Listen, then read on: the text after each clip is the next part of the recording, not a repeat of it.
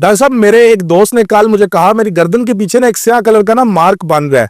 तो उसने कहा कि आपका जिस्म इंसुलिन स्टोर कर रहा है, आपको शुगर होने वाली है, आपको वो जो आपका जिस्म है वो आपके जिस्म के अंदर शुगर स्टोर कर रहा है। तो इसमें कुछ ताकत है या उन्होंने मिथ है ये कोई? देखिए, बिल्कुल सही बात है। देखिए, आप कह रहे हैं कि इंसुलिन स्टोर कर रहा है, शुगर स्टोर कर रहा है। असल मसला ये होता है कि आपकी बॉडी में एक टर्म जिसको हम कहते हैं इंसुलिन रेजिस्टेंस, यानी इंसुलिन की मुजाहिमत, वो इंसुलिन रेजिस्टेंस पहले होता है, शुगर होती है बाद में। इंसुलिन रेजिस्टेंस क्या है कि आपका जो इनटेक है, खाना पीना जो है वो सारा कार्ब वाला होता है, हाई शुगर वाला होता है। और हाई शुगर की वजह से आपकी बॉडी जो है वो ब्लड जो है वो क्या करता है कि वो इंसुलिन निकालता है। जब सिग्नल मिलता है बॉडी को कि आप जो है वो इंसुलिन निकालें क्योंकि ब्लड में शुगर की मिकदार जो है वो ज़्यादा हो गई है। तो वो इंसुलिन का काम क्या होता है? इंसुलिन जो है वो ताले की चाबी है, जो ताला आपके सेल पर लगा हुआ होता है। जैसे ही वो चाबी से ताला खुलता है तो शुगर सेल में चली जाती है। अब हमारा मसला ये है, आजकल जो हमारा लाइफ स्टाइल है वो है सेडेंट्री लाइफ स्टाइल, यानी हम बैठ कर सारा टाइम गुजारता है। ठीक है, हमारा कंप्यूटर पे काम हो रहा है या कोई भी ऐसा काम करें, हम ज़्यादातर क्या करते हैं, बैठ के गुजार रहे होते हैं। तो वो सारी शुगर जो है यूटिलाइज हो नहीं सकती सेल से। जब यूटिलाइज नहीं होती है तो वो सेल के अंदर ही जमा हो रही होती है। फिर एक टाइम आता है कि इतना वो जमा हो जाता है कि वो ताला अपने अंदर चेंजेस लेके आ जाता है कि ताला जो है वो उसके ऊपर एक बड़ा ताला लगा देता है कि अब इंसुलिन का यहाँ पर दाखला बंद है।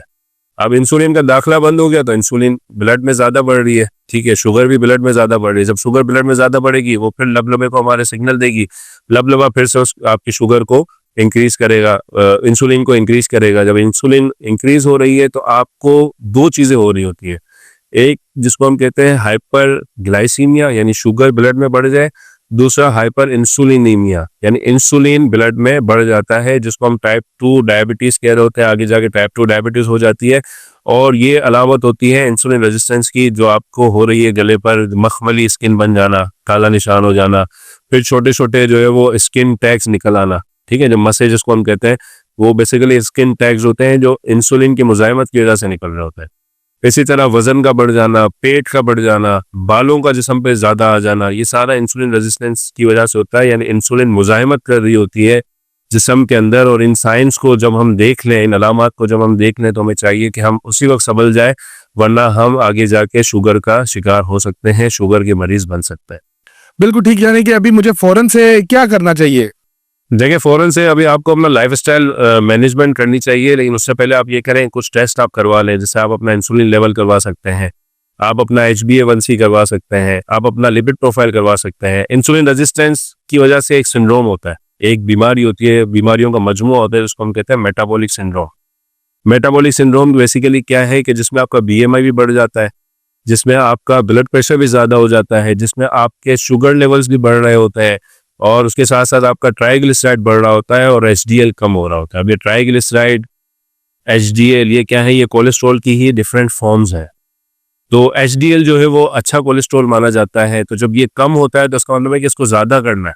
ठीक है, HDL आपका ज़्यादा होना चाहिए, LDL ट्राइग्लिसराइड्स ये आपके कम होने चाहिए। जब ये चीज़ें कम होंगी तो आप इंसुलिन मज़ाहिमत से बाहर निकलेंगे। और ये किस तरह कम होंगी?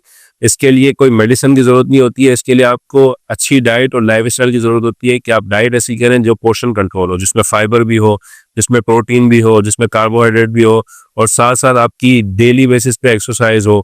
आप अगर ये इंसुलिन रेजिस्टेंस के जो सिम्टम्स होते हैं वो 20 साल से लेकर 40 साल की उम्र के लोगों को ज़्यादा हो रहे होते हैं और उसके बाद फिर शुगर डायग्नोस हो जाती है। तो ये जो 20 से 40 साल की उम्र का अरसा है, इसमें आप एक्टिव होते हैं, एनर्जेटिक होते हैं, तो आप जिम भी कर सकते हैं।